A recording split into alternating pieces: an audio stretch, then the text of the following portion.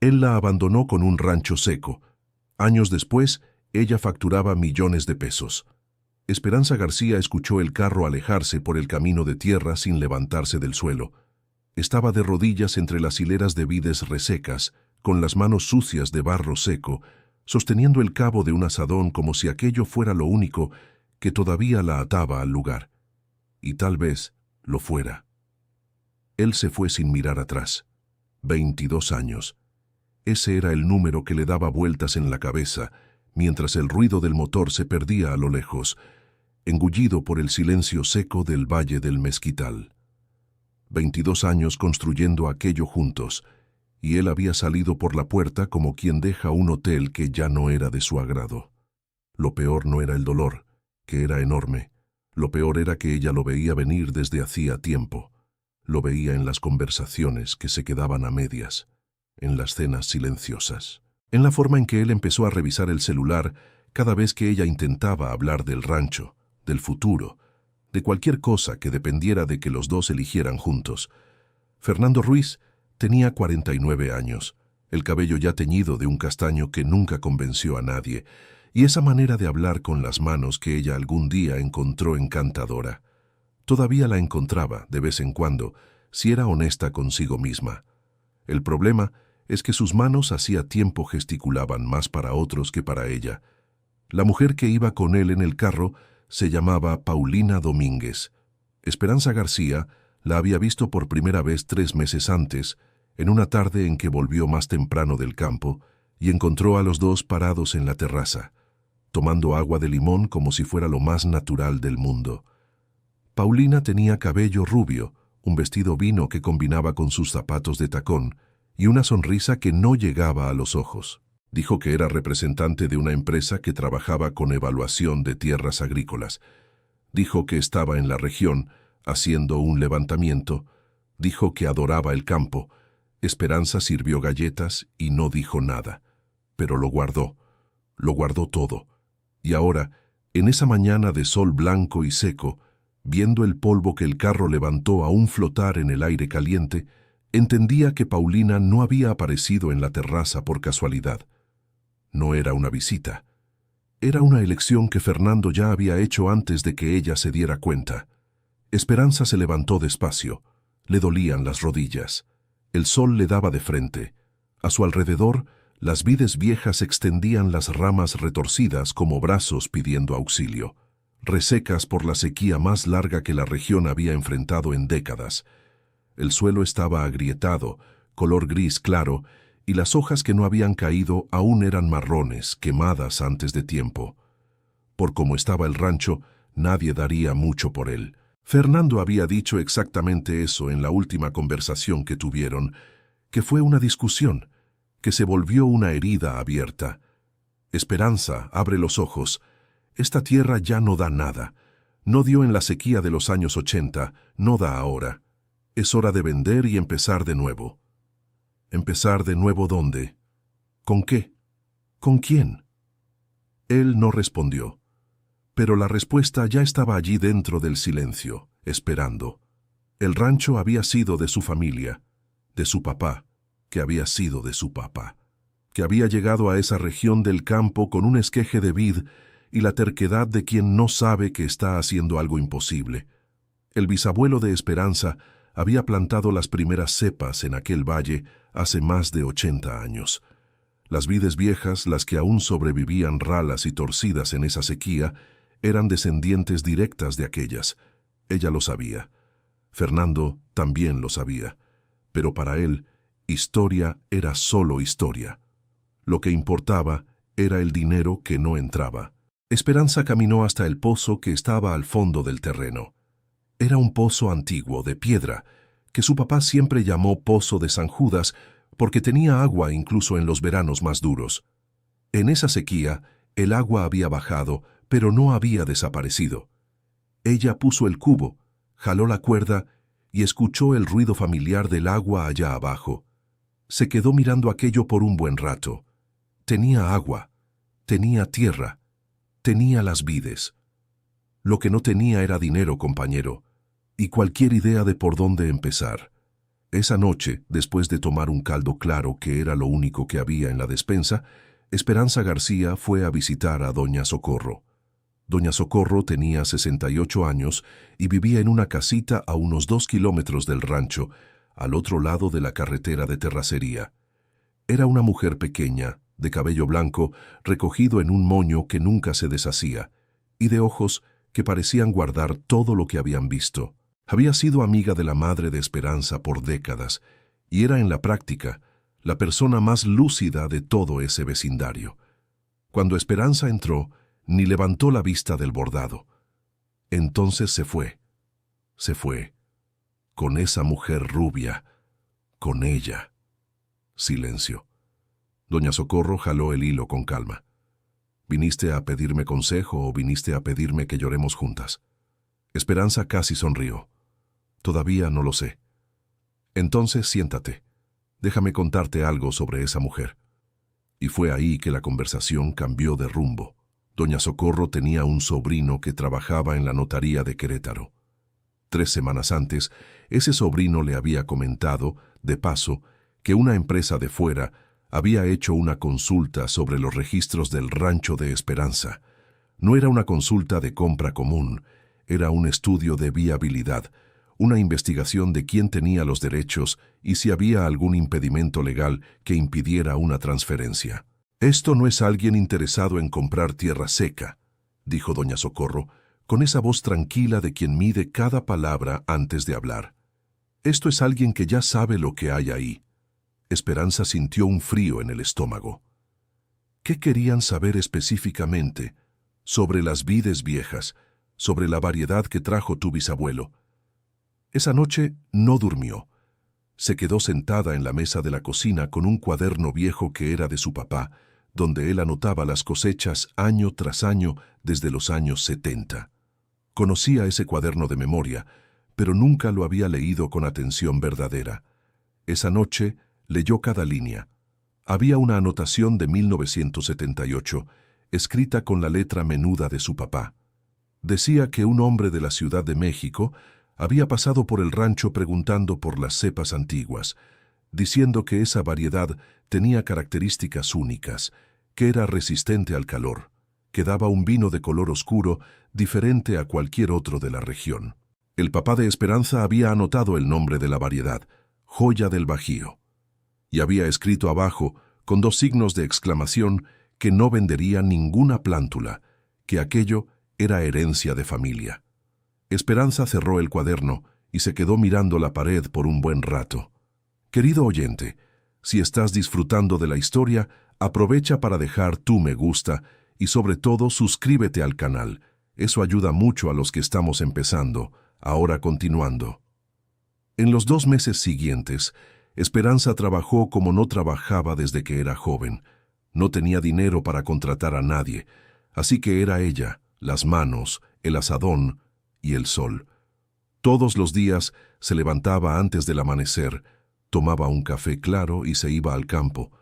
Empezó a recuperar el riego desde el pozo de San Judas, cavando canales poco profundos a mano, redirigiendo el agua hacia las hileras de vides que aún mostraban algún signo de vida. Toda la región creía que había perdido el juicio. El vecino más cercano, don Primitivo, detuvo su camioneta a un lado de la carretera una mañana y se quedó viéndola trabajar unos 10 minutos antes de llamarla. «Esperanza, ¿qué estás haciendo, mujer? Esta tierra está muerta». «Todavía no. No tienes nada. Sin marido, sin dinero, sin ayuda. ¿Por qué no vendes y te vas a vivir a la ciudad con tu hija?» «Porque esta tierra es mía». Primitivo negó con la cabeza y se fue. Pero lo que Primitivo no sabía, y lo que Esperanza aún estaba descubriendo poco a poco, era que la Joya del Bajío no era cualquier variedad de uva. Era una variedad que casi había desaparecido del mapa a principios de los años 90, cuando los productores de la región migraron en masa hacia variedades más populares y de retorno más rápido.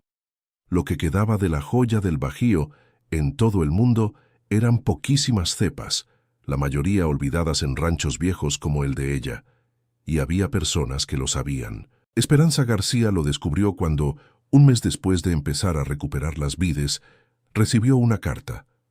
La carta no tenía remitente impreso, solo un sobre blanco con la dirección del rancho escrito a mano. Adentro, un billete corto, de una sola línea. No vendas las cepas antiguas antes de hablar con quien sabe lo que valen. Debajo del billete, un número de teléfono. Ella se quedó con la carta en la mano durante una semana entera sin llamar. Miraba el número, guardaba el billete en el bolsillo del delantal, volvía al campo y de vez en cuando se detenía en medio del trabajo y se quedaba pensando en qué podría ser aquello. ¿Una trampa? ¿Alguien relacionado con Paulina Domínguez? ¿O una de esas cosas buenas que aparecen raramente en la vida de quien está en el fondo del pozo? Tuvo una tarde en que estaba tan cansada que se sentó en el suelo entre las vides, sudada, con la espalda adolorida, y se puso a llorar quedito por unos 5 minutos, no de tristeza solamente, de cansancio también, de cargar todo sola, de tener 47 años y estar empezando de cero en una tierra que todavía no sabía si quería ser salvada. Yo entiendo ese llanto. Es el tipo de llanto que no pide público, no pide testigo. Es el llanto de quien solo necesita desahogarse para poder seguir.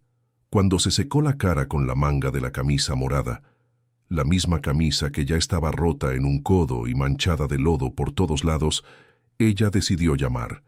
La voz del otro lado era de un hombre mayor, tranquila. Él dijo que se llamaba Arturo, que era investigador de variedades de uva antiguas, que trabajaba con una asociación de productores de vino artesanal de una región de la Sierra Gorda a 2 estados de allí. Explicó que la joya del Bajío era una variedad que se había estado buscando durante años, y que el rancho de ella era, hasta donde él sabía, el único lugar que todavía tenía cepas vivas de ese linaje. «¿Cómo sabe usted eso?», preguntó ella. «Vine personalmente a su región hace 6 años. Hablé con su papá. Él me mostró las vides. Quedamos en que, si él algún día quería trabajar la variedad de forma comercial, me llamaría. Nunca llamó, pero yo siempre supe que las cepas estaban allí. Mi papá se fue hace 4 años», dijo ella, eligiendo las palabras con cuidado. Silencio del otro lado. «Lo sé, me lo dijeron, lo siento mucho. Por eso mandé la carta. Me enteré de que el rancho estaba en dificultades y que había interés externo en las tierras. Quería llegar antes de que las cepas se vendieran sin que usted entendiera lo que estaba vendiendo». Esperanza García se quedó callada un momento. «¿Cuánto valen?». La respuesta de Arturo fue demorada, no porque él no lo supiera, sino porque quería asegurarse de que ella estuviera lista para oírlo. Las cepas originales de la joya del Bajío eran únicas por 2 razones, explicó él. La primera era la genética, una resistencia natural al calor y a la falta de agua que los productores modernos pasaban años tratando de replicar artificialmente. La segunda era la historia documentada. Más de 80 años de cultivo continuo en la misma tierra, sin cruce con otras variedades, lo que las convertía en pureza de origen verificable. Para el mercado del vino artesanal de alta calidad, eso valía oro. Con las cepas adecuadas y la producción llevada de la forma correcta, dijo Arturo, una cosecha pequeña de esta variedad puede rendir por botella el triple de un vino común de buena calidad. Si logra certificar el origen y trabaja con los socios adecuados, en 5 años puede estar facturando más por hectárea que la mayoría de los ranchos convencionales de la región. Esperanza García se sentó en la silla de paja cerca del teléfono y se quedó así por un buen rato. ¿Por qué me está diciendo todo esto?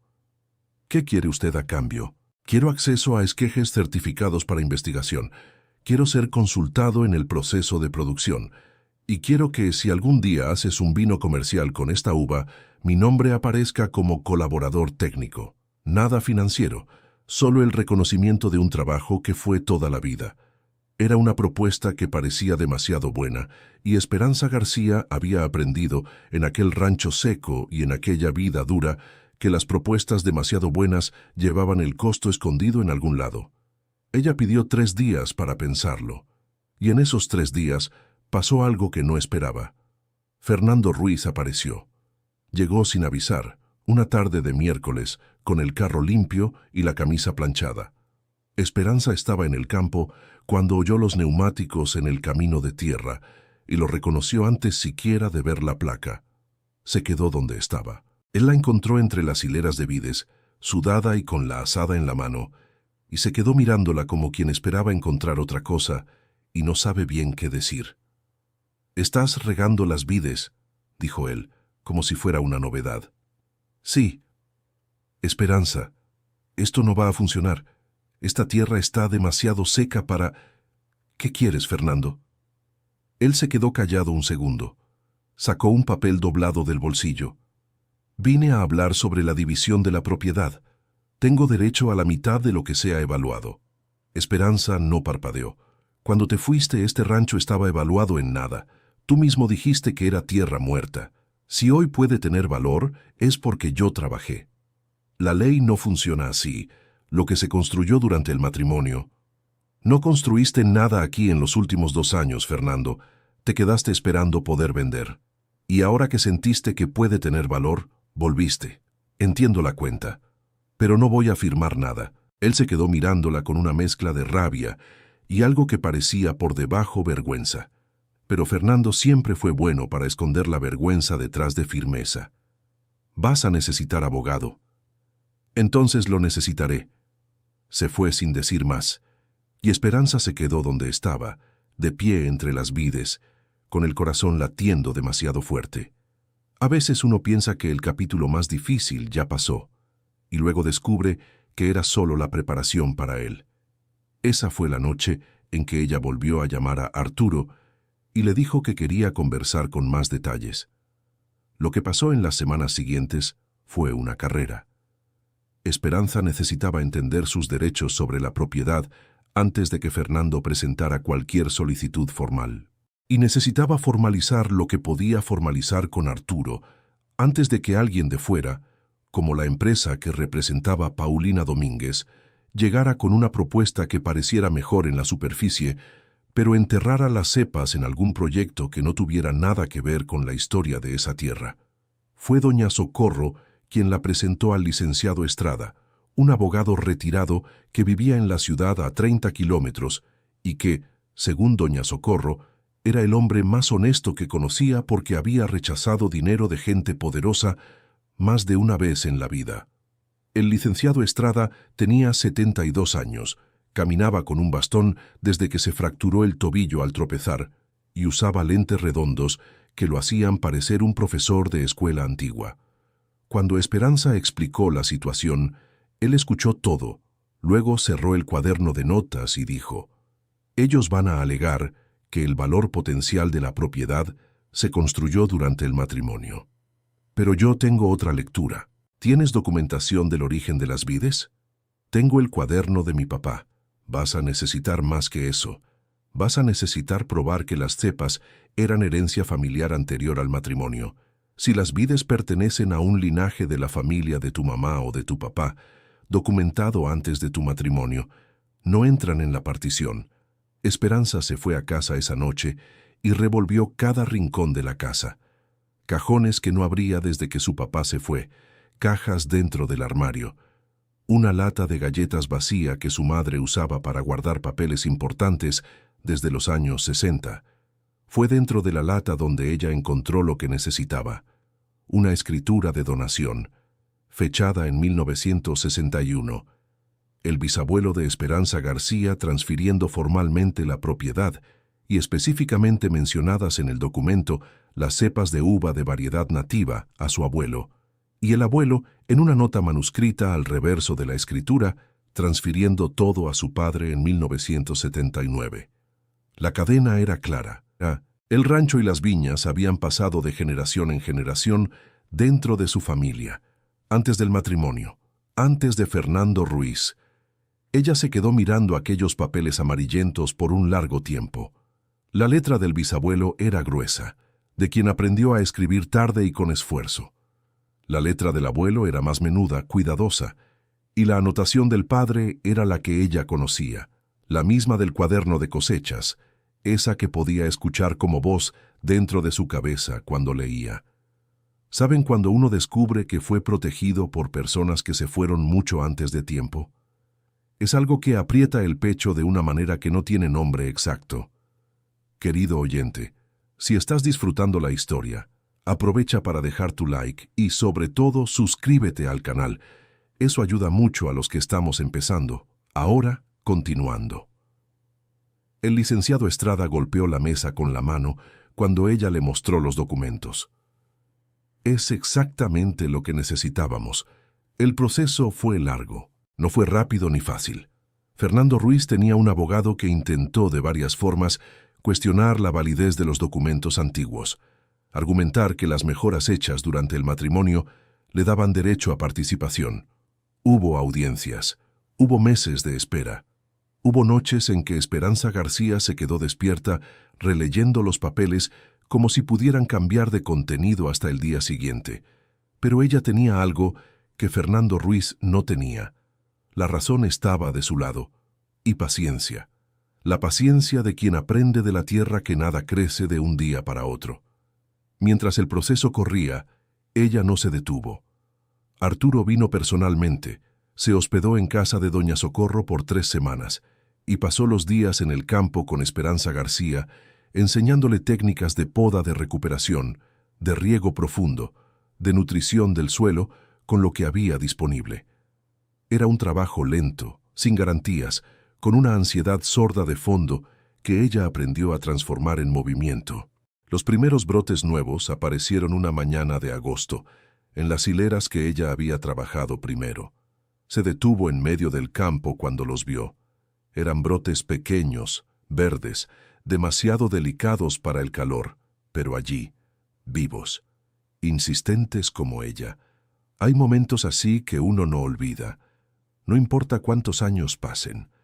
El proceso con Fernando Ruiz se concluyó casi 2 años después del día en que él se fue por el camino de tierra. La decisión fue clara. Las viñas y la tierra eran de ella, por derecho de herencia documentada. Fernando Ruiz recibió una parte económica correspondiente a las mejoras hechas durante el matrimonio. Justo, reconoció el licenciado Estrada, y Esperanza García estuvo de acuerdo sin dudar, porque nunca fue el tipo de persona que quisiera lo que no era suyo. Pero el rancho se quedó. El rancho se quedó. Al 3er año después de que Fernando Ruiz se fuera, la joya del Bajío produjo por primera vez en cantidad suficiente para una vinificación experimental. Arturo trajo a un socio, un enólogo llamado Mateo que había trabajado con vinos artesanales en varias regiones del campo, y los 3 trabajaron juntos en una primera cosecha pequeña, casi simbólica. Fueron 140 botellas. Esperanza García hizo los números con lápiz y papel cuando se cerró la primera venta. El precio por botella era 3 veces lo que ella imaginaba que un vino de allí pudiera alcanzar. Multiplicó. Releyó el resultado. Multiplicó de nuevo. Tenía deudas. Había arreglado el tractor al crédito.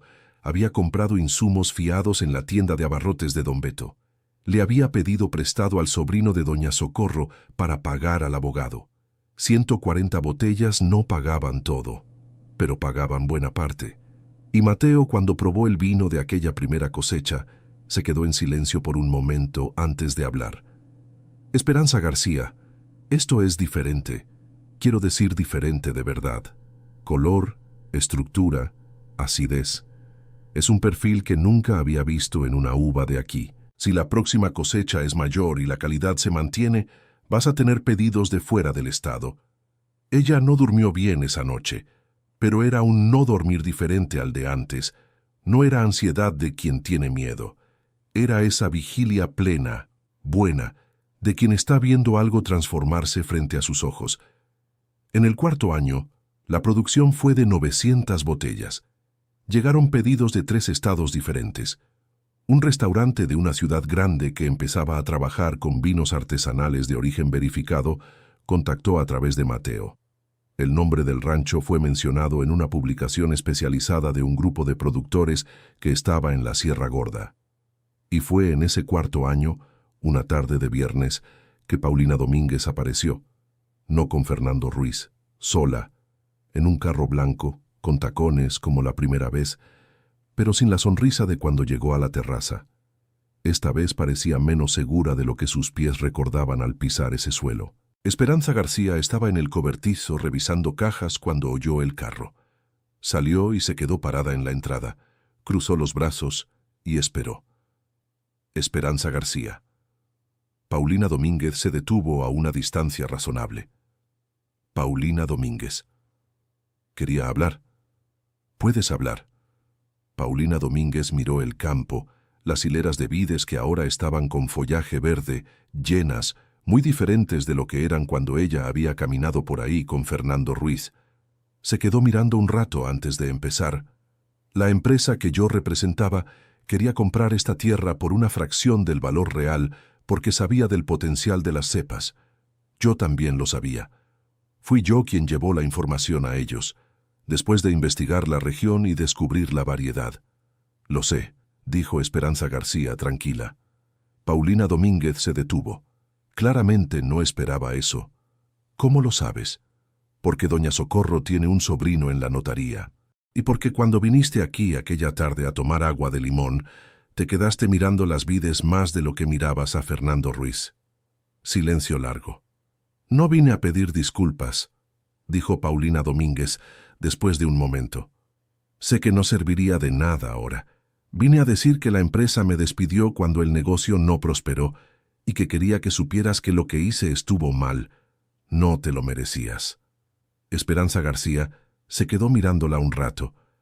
No me lo merecía, la verdad, pero si no me hubieras hecho pasar por eso, probablemente habría vendido el rancho con Fernando Ruiz en el primer momento de dificultad, porque creía que no podía sola. Paulina Domínguez no dijo nada. Así que no sé si agradecértelo o no, continuó Esperanza García sin ironía, sin amargura, solo con la honestidad directa de quien ya no tiene energía para guardar rencor. Pero no tengo nada que ofrecerte aquí, y no voy a vender nada. Buena suerte. Paulina Domínguez se fue. Esperanza García se quedó viendo el carro blanco desaparecer en el polvo del camino, en el mismo punto exacto donde se había quedado cuando Fernando Ruiz se fue 4 años antes. Pero lo que sintió esta vez era completamente diferente. No era abandono, era cierre. Era una página que se volvía sola, sin necesidad de ninguna mano. Dio la vuelta y regresó al cobertizo. En el 5.º año, el rancho produjo 2.200 botellas de joya del Bajío. Los ingresos de ese año, sumando la cosecha principal y la venta de plantas certificadas a otros productores que querían trabajar con la variedad, llegaron a una cifra que Esperanza García nunca había asociado a su propio nombre. Pagó las últimas deudas, reformó el techo de la casa que había goteado en 2 cuartos durante las lluvias del invierno pasado, contrató a 2 trabajadores fijos para el campo. Uno de ellos era el hijo menor de don Primitivo, que apareció pidiendo trabajo una tarde sin aviso, un poco avergonzado, y ella lo contrató sin mencionar el día en que su padre dijo que la tierra estaba muerta. No había ninguna necesidad. Doña Socorro vino a cenar al rancho una noche de septiembre, cuando la temperatura ya estaba más templada y era posible comer en la terraza. Se quedaron allí después de la cena, con una copa de vino cada una. El mismo vino del rancho, una botella de la primera cosecha que Esperanza García había guardado debajo del fregadero de la cocina durante 4 años esperando el momento adecuado. Su padre estaría orgulloso, dijo doña Socorro mirando hacia la oscuridad del campo. Esperanza García no respondió de inmediato. Se quedó sosteniendo la copa con las 2 manos, sintiendo el peso de aquellas palabras. Había aprendido en aquellos 5 años que ciertas cosas no necesitan respuesta, solo de recibimiento. Creo que es lo que él quería, dijo ella por fin. Que la tierra siguiera en la familia, que las vides siguieran vivas. No era cuestión de dinero. Nunca lo fue. Y lograste las 2. Lo logré. Se quedaron en silencio por un rato, escuchando el viento pasar entre las hileras de vides allá en la oscuridad. Un viento tibio que olía a tierra mojada, porque había llovido la víspera. Esperanza García respiró hondo. Tenía 47 años cuando se quedó sola en aquella tierra seca. Tenía 52 ahora, El cabello tenía algunas canas que no escondía. Las manos tenían callosidades que ya no se iban. Y había una línea en los ojos, una firmeza que no existía antes, que no era dureza. Era sabiduría que solo se gana a la mala. El rancho tenía nombre nuevo. Lo había llamado Legado Eterno, y el vino tenía etiqueta con su firma, Esperanza García, en letra cursiva, sobre un fondo color tierra. Era simple, era honesto, era suyo. A veces uno necesita perder todo lo que creía que era suyo para descubrir lo que siempre fue solo suyo. Fin de la historia. Me imagino cuántas Esperanzas García existen por ahí. Mujeres que se arrodillaron en un suelo seco sosteniendo un azadón, mientras la vida aún no había decidido si valía la pena insistir. Y que insistieron de todos modos. Si esta historia te conmovió, cuéntanos en los comentarios qué sentiste y desde dónde estás viendo. ¿Crees que Esperanza García tomó la decisión correcta al no vender? Nos encantaría leer tu opinión. Muchas gracias por la compañía de siempre. No olvides el like y, lo más importante, suscribirte al canal para no perderte las próximas historias que están por llegar.